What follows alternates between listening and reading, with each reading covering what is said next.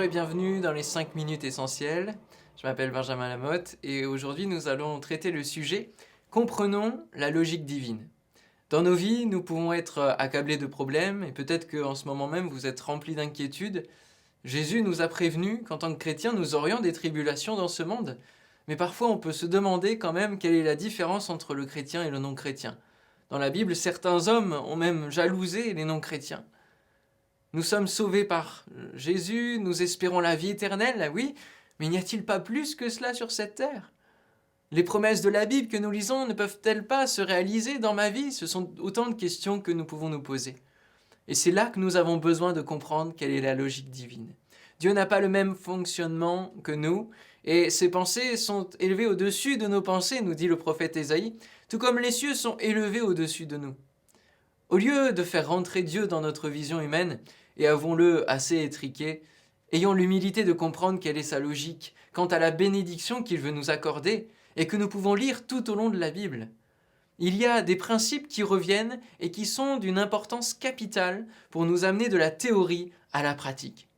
Commençons donc avec le psaume 37, verset 4, que nous connaissons bien. « Fais de l'Éternel tes délices, et il te donnera ce que ton cœur désire. » Nous pouvons proclamer cette promesse autant de fois, mais ne pas la vivre. Mais plus que de lire la Bible rapidement, prenons le temps de la méditer, c'est-à-dire s'arrêter sur les versets, réfléchir à ce que ces versets nous disent dans le contexte d'écriture, mais aussi ce qu'ils peuvent nous transmettre pour nous aujourd'hui.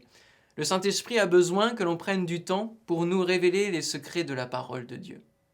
Alors il y a un ordre dans les actions avec Dieu. Premièrement, fais de l'Éternel ta priorité, tes délices, ton plaisir quotidien. Et 2, il te donnera ce que ton cœur désire.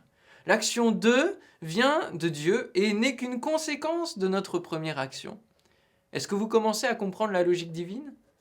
Prenons un autre exemple avec un verset où c'est Jésus qui nous apprend dans le sermon sur la montagne la logique du Père. Dans Matthieu 6, verset 33. « Cherchez premièrement le royaume et la justice de Dieu, et toutes ces choses vous seront données par-dessus. » Bien souvent, nous recherchons en premier toutes ces choses.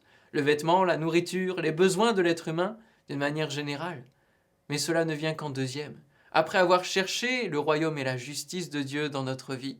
Et c'est encore une conséquence naturelle de la première action. C'est pour cela que Jésus nous dit de ne pas nous inquiéter.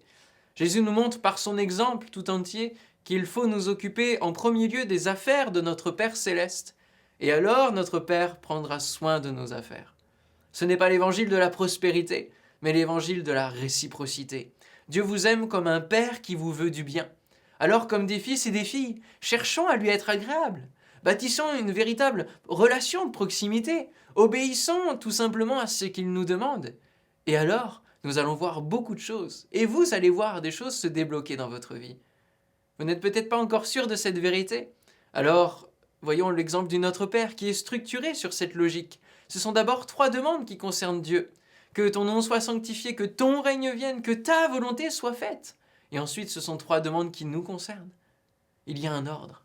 Jacques 4,8 nous dit « Approchez-vous de Dieu et il s'approchera de vous ». Ce n'est qu'avec votre volonté que Dieu pourra agir dans votre vie et appliquer sa logique. Remettez-lui dès maintenant le volant de votre vie, afin que vous soyez toujours sur le bon chemin, celui qu'il a tracé d'avance pour vous.